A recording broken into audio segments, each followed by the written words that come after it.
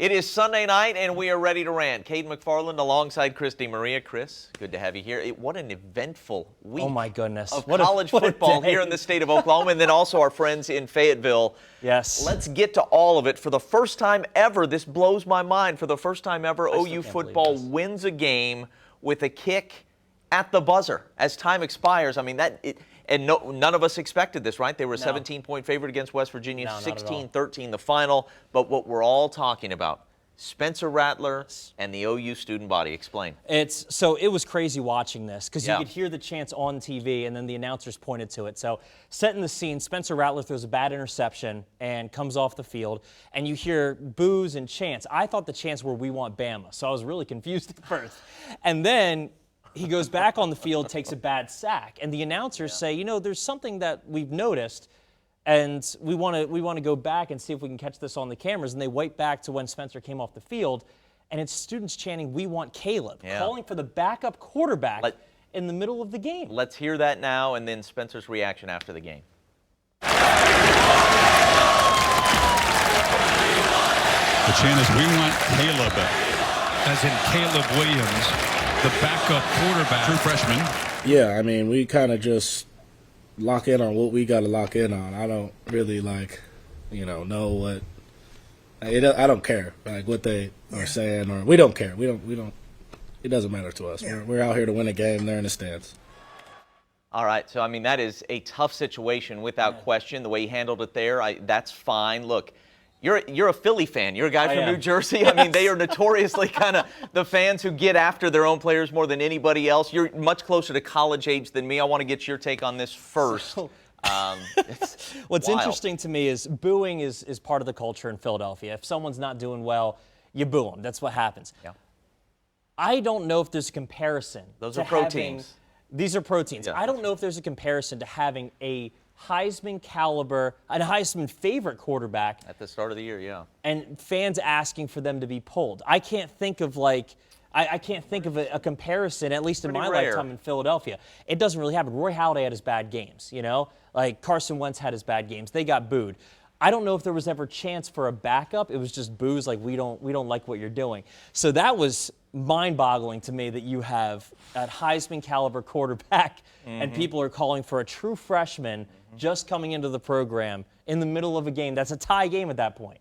We don't have enough time for all the takes that I have on this. Let me first say, my understanding is I haven't actually heard the TV broadcast that Fowler and Herb Street went on and on about how the fans probably shouldn't have been saying something like this. Let me first say, I understand. I am a huge Notre Dame fan. Yes. I text back and forth during the games with my brother. I wouldn't want anybody to see the things I have to say about Brian Kelly or anybody else. I know what the passion of a fan base is like. I know that can just spill out. People pay their money. It's a free country. You can do that thing. I'm not going to rip the kids.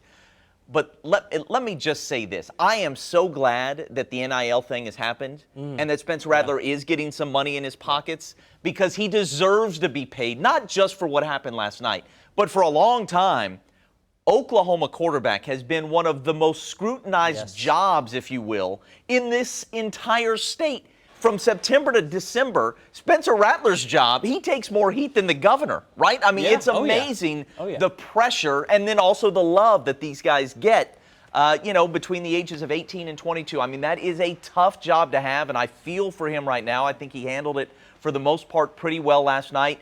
And all the credit in the world to this kid. I mean, the offense did struggle. Spencer Rattler was not the biggest problem. No question in my mind. You can name probably all 5 offensive linemen if we were going to start lining up who deserves the blame. Andrew Raymond Center in his first start did well for his first start. Look, they've got good players who all had their moments, but as Lincoln Riley has said, there's kind of some 4-man offensive line football going on. One guy makes a mistake, and it was everybody with their hand in it. Not that Spencer Rattler was great last night. He was not. But on that final drive, 6 of 6, 54 yards, you lead them down and chew up all the clock, and they get a win, and they get to 4-0. Would you ever believe from this scrutiny that they were 4-0, by the way? Well, how about this? They've won 12 games in a row. Yeah. They've won. I mean, have you ever seen a fan base this upset on a 12-game winning streak? Look, we're all stunned by what's going on, and I think there's a list of things. We probably don't have time to run down everything that's going on with the offense. One of the things that's going on, defenses around the country and in Big 12 country have figured out a number of things to do with the air raid and even Lincoln Riley's version of the air raid. More than any of that, the offensive line play is just not what it has been, and for this offense to be all that it was in 2017, 18, and 19, they need to be able to line up and run the ball. Yes. And West Virginia didn't respect that, and everything changed.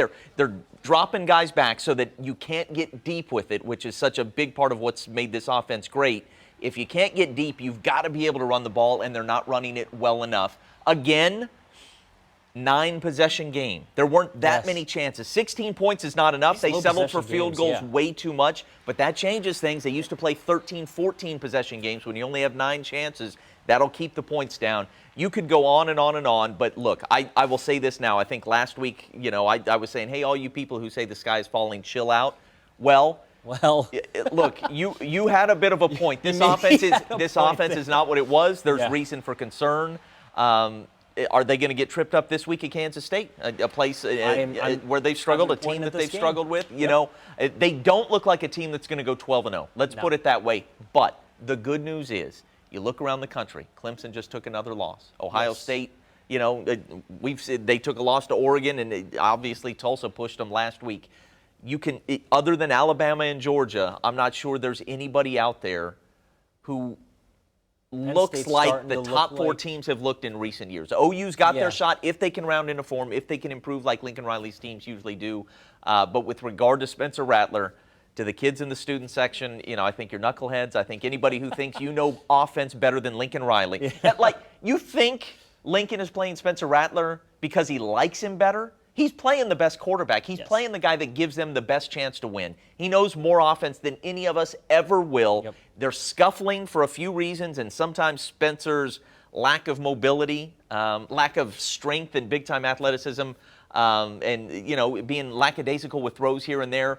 No doubt, it all factors in. It hurts. He hasn't been perfect, but he's not the number one problem for this offense right now. No. That said, it's not what everybody, all of us, thought it would be to start the year, and so criticism is warranted. So you said you have way too many takeaways to list. I probably am the same way, but I'll try to make it brief from my takeaways from this game. Spencer Rattler had 0 rush yards in this game.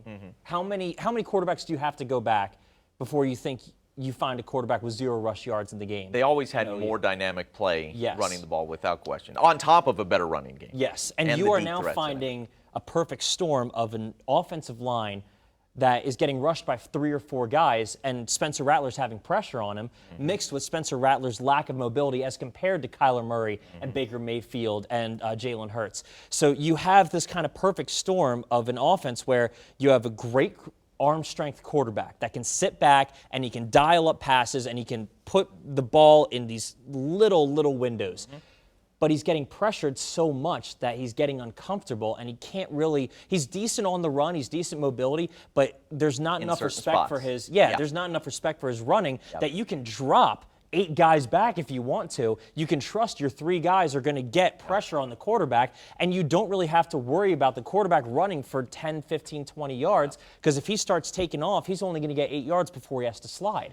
So that's why you're kind of seeing this more conservative offense that's taking so much time. That's why you're seeing 8 or 9 drives per game, and that's why you're seeing these lower scores that I think, and Scott Frost and their defensive coordinators figured it out that, okay, we can sit back in a soft zone. Our guys up front are big enough and good enough to get pressure on the quarterback. West Virginia saw that and said, hey, let's try out the same thing. We got some good pass rushers up front. Let's sit our guys back and try to get some pressure on this kid, maybe get an interception. And the interception that everyone started booing him for was thrown into triple coverage. That ball was tipped by the guy who had the best chance at it, and it was just a diving interception after that because Rattler was trying to throw it into a window that he probably shouldn't have because he feels like he has to. So I think it's a perfect storm. With the exception of maybe Oklahoma State, West Virginia may be the best defense they'll face throughout the rest of the regular season. So I think Kansas State is confusing enough, and they throw different enough looks at you that they can confuse you, and I think that's where Kansas State could beat OU on defense this week. Meanwhile, the defense is winning games for the Sooners, and so they are 4-0, and there is reason to, you can regroup, but let's, Texas just put 70 on Texas Tech yesterday. You throw out a performance like that in the Cotton Bowl in a couple weeks, and people will be ready to burn this state down. Sooner fans will have the pitchforks out. All right. Oklahoma State now. Mike Gundy is full of surprises this season. The defense is solid. The offense finds a different way to do it each and every week. They go and beat Kansas State and put it on them pretty good. I tell you what, Spencer Sanders looked like a completely different quarterback. Yeah. This was the first play of the game. I mean, Spencer Sanders looked like an absolutely different quarterback this week, probably because he was actually allowed to throw, but he had Tay Martin back. He found Brandon Presley. Jalen Warren, I mean, all credit to you, Caden. You called it. This kid is a stud. And he is an absolute bell cow back. So I think Spencer Sanders is finding a way to work under Mike Gundy and win games. So Mike Gundy, as you have said, finds a way to win games. I think Spencer Sanders is now starting to accept that and adopt that into his own style of play and figure out, okay, what needs to be done? What can I do aside from getting myself hurt to go out and win games? And that is maturity. That is maturity at the ultimate level. Rodriguez. Oh, yeah, I love this. And, I mean, the defense is winning games, absolutely, but you need the offense goes out, puts 31 up in the first half, and then sits back and lets the defense do everything in the second half. I think it is an absolute sense of maturity on the part of Spencer Sanders to go out, do what needs to be done, follow the game flow, and just listen to Mike Gundy and listen to Casey Dunn and do what needs to be done rather than go out and try to win games on his right arm. And that's what I saw yesterday in this game. Good game plan from Casey Dunn. One of the best that I can remember in his, whatever it is now, maybe 14, 15 games as offensive coordinator. The defense is solid, and this is now 17 years in a row. Every year he's been the head coach. Mike Gundy has found a way to defeat at least one top 25 team during the season. The consistency there. Look, he was a little too conservative before the half when they could have put Kansas State away, and he admitted that himself after the ball game. He will err on the side of caution from time to time, but there's a reason for it, and more often than not, they find a way to win games. You know, he's really good in close games, one-score games. We did the math on that last week because we expected this one to be close, and in fact, it really wasn't. Not as close as that 31-20 score would have you believe. They had a great game plan, a great plan. Look, every game is losable for these guys going forward. Absolutely. But just about every game is winnable as well. And Oklahoma State might just have a formula where you rely on that defense being great every single week, and then you just find a way somehow, whether you're running the ball like it was Boise where it was almost exclusive, or last night you're throwing for 340 yards. I think the coaching staff is good enough, and with Spencer Sanders and his veteran experience and the offensive line doing a pretty good job last night, they can figure it out. All right. Speaking of figuring it out, Tulsa finally does it, snapping a 5-game losing streak, defeating Arkansas State last night 41-34. I was here for this one. 663 yards of total offense is what that says. Now, back-to-back weeks. They put 500 on Ohio State, 660 yards yesterday. Davis Brin is dealing. You see now the punt return by Arkansas State. They also had a kick return. This game, Chris, should have been about 61-20. Easily. Tulsa should have gone away. They should have won this thing going away. Instead, it's a one-score game. You were kneeling on it at the 1-yard line at the very end. They did not play cleanly enough. Look, they still wouldn't have covered, by the way. It is great to see what the ceiling can be for this offense. Yes, it's been a while. It's been since Dane Evans when we have seen. You've got, by the way, Keelan Stokes was out. You still have 3 receivers go for at least 99 yards. You have explosive plays everywhere. Prince didn't run the ball hardly at all. You still find a way to have 200-yard rushers. Anthony Watkins got loose, and Shamari Brooks was great all night long. The offense was great. The defense was mostly great against a tricky Arkansas State offense. They only let him in the end zone 2 times. You see the interception by Tyneal Martin, but Chris, I am telling you, this team is capable of beating everybody on their schedule with the possible exception of at Cincinnati. They are capable of having a very fine year and maybe finding their way into the conference championship game yet again. But it ain't going to happen if you don't play a cleaner brand of ball. The special teams returns thing has now become a fiasco. 2 of them yesterday, and now 3 return touchdowns in the last 3 ball games. And the penalties are ridiculous week after week after week, and in the worst spots. You had 2 long touchdowns called back. You had other penalties that happened at the worst possible time, and the worst one of all was Jackson player targeting, which takes him out for the first half of Friday's ball game with Houston. They have got to button it up, or they are simply never going to come close to reaching their ceiling. I hate For that to be my message coming out of the game that snaps your 5-game losing streak and where your offense was so great and these highlights are pretty and fun to watch, but they have got to clean it up or they are simply not going to get to where they think they can get and where, frankly, they can't. The athleticism out there for this Tulsa team. Yeah. Hats off to everybody. Philip Montgomery at the top and everybody else who's recruited it, brought it there, and developed the talent. They're fun to watch, but you've got to play a more disciplined brand of ball.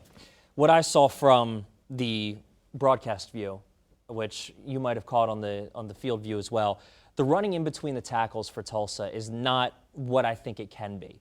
I mean, Shamari Brooks, first of all, he looks fantastic coming off of that injury. I'm just so happy to see him be able to run and cut, and that 25-yard rushing touchdown was fantastic. But the thing is, it was outside the tackles. The running outside the tackles is what's carrying this team, and when you get a defense like Ohio State, they're going to figure that out.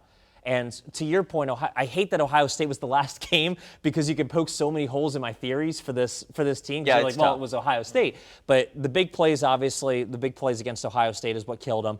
But Ohio State figured out, okay, they can't run in between the tackles. So all we have to do is send our edge rushers on the outside, press a little bit on the outside, and they can't run against us. And you have to abandon the run, and that's basically what they had to do. That's why Davis Brin had to throw for, 400-something yards in that game. Well, so that's here's the level I think they've reached that they haven't been at since 2016. Okay. They're good enough at both that they can find a way. Yeah. And that is kind of what Philip Montgomery's all about. He does want to hit you in the mouth. Yeah. He wants to run, between, up the middle if he possibly can.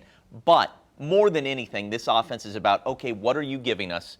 We're going to take that. And you now have a quarterback who's a smooth enough operator and a good enough passer that he can make all kinds of throws and beat you at different spots all over the field, and he's got the playmakers to do it. And then they've got the running game to complement. I do think they've become a team that more passes to set up the run as opposed to the other way around. Yeah, but look, I think what we saw last night, and going back to Ohio State as well, where statistically it didn't look great for the run game, but they took what Ohio State gave them. When you put 500 yards on the Buckeyes, you've had a good day offensively. When you put 663 on Arkansas State, you've had a good day offensively. It's now back-to-back, and I think it's – I mean, you look at the improvement they've made in a month, right? You go back to UC Davis. I keep saying the word fiasco.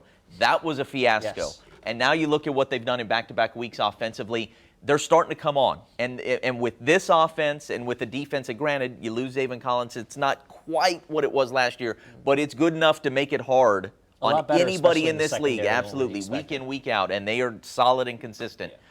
This is a team that, no question in my mind, they can and should be better than they were a year ago when they made the conference championship game. They're capable of going out and beating everybody, but they do have to clean it up for that to happen. Yeah, my concern only with my point being that they can't really run it up the middle is that this is a team that their play action almost relies on having Shamari Brooks or whoever the running back is blocking up the middle. And if guys aren't going to buy that, if teams aren't going to buy that they're not going to run up the middle, they can only run to the outsides, the play action basically goes away. And you've been saying, you're absolutely right in that they're almost passing to set up the run. But when you're passing to set up the run, you still can't run it up the middle, and you've got those edge rushers coming on the outside, and the offensive line isn't kind of what it used to be. Davis Brin's going to be in a lot of trouble, and that's not something that you want at all because Davis Brin is starting to get confident in himself. He's starting to get comfortable. The last thing you want for a young quarterback that's starting to get comfortable is for him to get disrupted in the pocket. So that's why I think if you start to figure out how to get a little more space for the run game, you start to figure out how to open up those holes a little bit, make defenses kind of come down a little bit more, that's how you beat a team like Cincinnati with a team like what they have right now. All right, we've gone way over time. Tulsa, of course, hosting Houston this week. We've gone way over time. Need to get you back to the third quarter. As we leave, how about we show you what A.J. Green did? I mean, this is SportsCenter top 10 stuff. The Union kid, just a freshman, as Arkansas knocks off top 10 team Texas A&M yesterday, and A.J. goes spinning. And look, you're not going to get him down just pushing him like that. I mean, what a fantastic highlight that was, and what an incredible job Sam Pittman is doing at the University of Arkansas. They now get Georgia this week. I mean, they're undefeated. I don't know exactly. I can't remember off the top of my head where they are in the polls, but I mean, they're up there. They're a top 15. They're a top 10 team now.